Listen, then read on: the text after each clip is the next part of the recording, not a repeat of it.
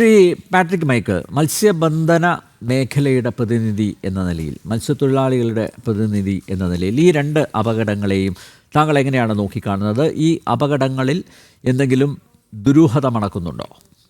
തീർച്ചയായിട്ടും നമ്മൾ വളരെ ദുരൂഹതയോടുകൂടിയാണ് ഈ രണ്ട് കപ്പൽ അപകടങ്ങളെയും നമ്മൾ മുന്നിൽ കാണുന്നത്.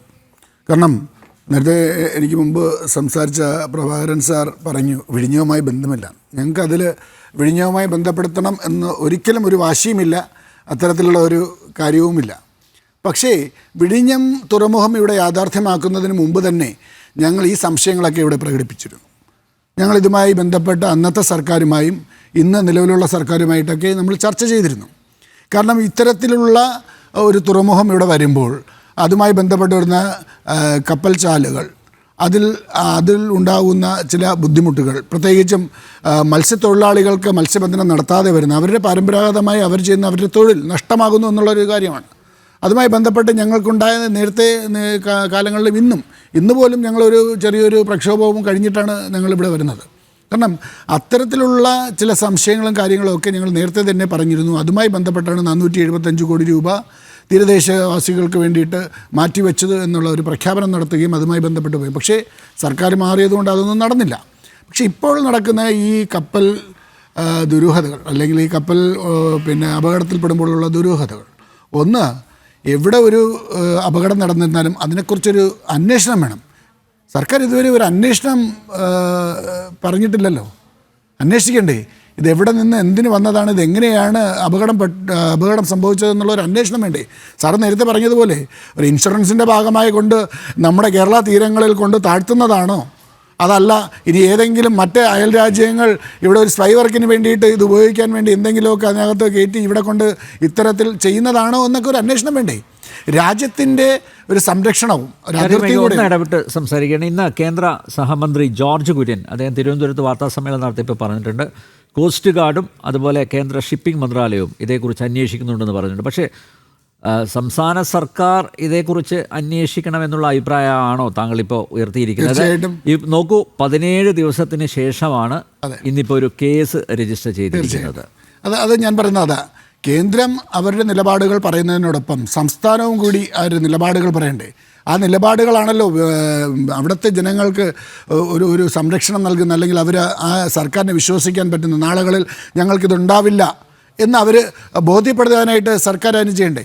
സർക്കാർ ഇതിനിടയ്ക്ക് നമ്മൾ മനസ്സിലാക്കുന്നത് ചീഫ് സെക്രട്ടറിയും മുഖ്യമന്ത്രിയും ഇതുമായി ബന്ധപ്പെട്ട ഷിപ്പിൻ്റെ കമ്പനിയുടെ ആളുകളുമായിരുന്നു ചർച്ച ചെയ്തു. അവർക്കെതിരെ കേസെടുക്കാത്തത് എന്താണ്? നമ്മുടെ പല ആക്റ്റുകളും ഇവിടെ വരുന്നുണ്ട്. മെറൈൻ ആക്ട് ഉൾപ്പെടെ പല ആക്റ്റുകളും ഇവിടെ നിലനിൽപ്പുണ്ട്. ആ ആക്റ്റുകളിലൊക്കെ ഇവിടെ ഒരു സംഭവം നടന്നാൽ അതിനെതിരെ കേസെടുക്കണം. ഇത് ഈ കപ്പൽ ഇവിടെ അപകടത്തിൽപ്പെടുമ്പോൾ എന്തൊക്കെ ബുദ്ധിമുട്ടുകളാണ് സംഭവിക്കുന്നത്? ഒരു പാരിസ്ഥിതിക ഒരു ബുദ്ധിമുട്ട് അവിടെ വരുന്നുണ്ട്. അവിടെ കടൽ മലിനമാകുന്നു, മത്സ്യസമ്പത്ത് ഭീഷണിയിലാകുന്നു.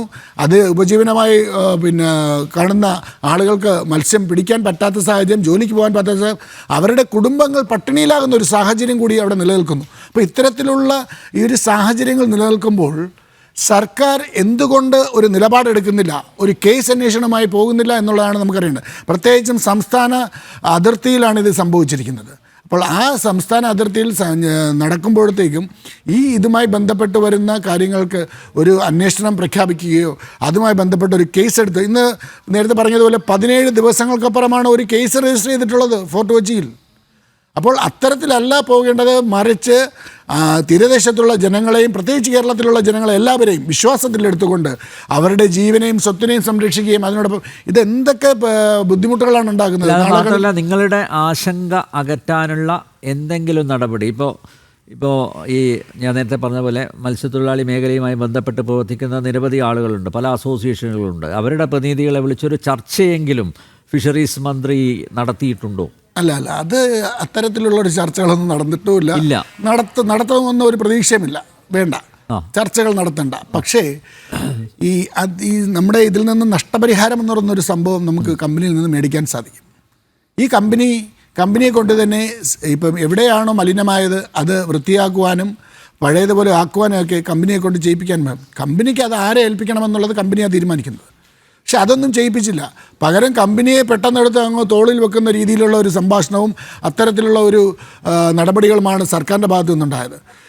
അത് മാത്രമല്ല, ഞങ്ങളെ ഏറെ വേദനിപ്പിച്ച ഒരു കാര്യം 1000 രൂപയും 6 കിലോ അരിയും. ഒരു 1000 രൂപ കൊണ്ട് ഒരു കുടുംബത്തിന് ഒരു മാസം എങ്ങനെ മുന്നോട്ട് പോകുമെന്നാണ് പറയുന്നത്? 6 കിലോ അരി കൊണ്ട് ആ കുടുംബത്തിന് എത്രത്തോളം മുന്നോട്ട് പോകാൻ പോകും? ബാക്കിയുള്ള സാധനങ്ങൾ മറ്റു കാര്യങ്ങൾക്കുമായിട്ട് എന്ത് ചെയ്യും? അപ്പോൾ ഇത് മത്സ്യമേഖലയിലുള്ള പ്രത്യേകിച്ച് മത്സ്യത്തൊഴിലാളികളെ അപമാനിക്കുന്നതിന് തുല്യമായിട്ടാണ് സർക്കാർ ഇത് ചെയ്തത് എന്ന് തന്നെയാണ് എനിക്ക് പറയാനായിട്ട് സാധിക്കുന്നത്. സർക്കാർ അവരെ വിശ്വാസത്തിലെടുക്കുക, തീരദേശ ജനങ്ങളെ വിശ്വാസത്തിലെടുക്കുക. തീരദേശ ജനങ്ങൾ എന്താണ്, കേരളത്തിലുള്ളവരല്ലേ? അവരെവിടെ നിന്നെങ്കിലും അടിച്ചേറി വന്നവരാണോ? അത്തരത്തിലുള്ള സമീപനങ്ങൾ സർക്കാർ മാറ്റിവെക്കുക. ഞങ്ങൾക്ക് ആരോടും ദേഷ്യമോ വൈരാഗ്യമോ ഒന്നും തന്നെ ഇല്ല. പക്ഷേ ഞങ്ങളോട് സ്ഥിരമായി കാണിക്കുന്ന ആ ഒരു കാര്യങ്ങൾ കാണുമ്പോൾ ഞങ്ങൾക്ക് വളരെയധികം വേദന ഉണ്ടാക്കുന്നതാണ്. അത്തരത്തിലുള്ളൊരു സമീപനമല്ല വേണ്ടത്.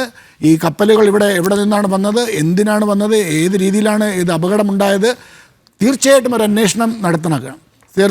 നമ്മൾ നേരത്തെ ചർച്ച ചെയ്തതുപോലെ അല്ലെങ്കിൽ പറഞ്ഞതുപോലെ ഇത് ഇൻഷുറൻസിന് വേണ്ടിയിട്ടാണോ? ഇനിയും കപ്പലുകൾ ചിലപ്പോൾ മുങ്ങാം. അപ്പോൾ ഇനിയും ഞങ്ങളുടെ ആശങ്കകൾ വർദ്ധിച്ചുകൊണ്ടാണ് ഇരിക്കുന്നത്. കപ്പലുകൾ മുങ്ങുന്നതനുസരിച്ച് ഞങ്ങളെല്ലാം വീട്ടിൽ തന്നെ ഇരിക്കുക, ഞങ്ങൾക്ക് ജോലിക്ക് പോകാൻ പറ്റത്തില്ല, ഞങ്ങളുടെ കുടുംബങ്ങളൊക്കെ വളരെ പട്ടിണിയിലാകും, ഞങ്ങൾ വളരെയധികം ബുദ്ധിമുട്ടും. അപ്പോൾ ഇത്തരത്തിലുള്ളൊരു സമീപനം വരുമ്പോൾ 1000 രൂപ 6 കിലോ അരിയും കൊണ്ട് ഞങ്ങൾ എത്ര നാൾ മുന്നോട്ട് പോകും? ഞങ്ങളെ കളിയാക്കുന്നതിന് തുല്യമല്ലേ? ഞങ്ങളെന്താ പിച്ചക്കാരാണോ? അപ്പോൾ അത്തരത്തിലുള്ളൊരു സമീപനങ്ങൾ മാറ്റിവെച്ചുകൊണ്ട് കൃത്യമായ ഒരു പഠനം നടത്തണം, കൃത്യമായ ഒരു അന്വേഷണം നടത്തണം, കൃത്യമായ നിലപാടുകൾ കൈക്കൊള്ളണമെന്നാണ് എനിക്കിതിൽ പറയാനുള്ളത്.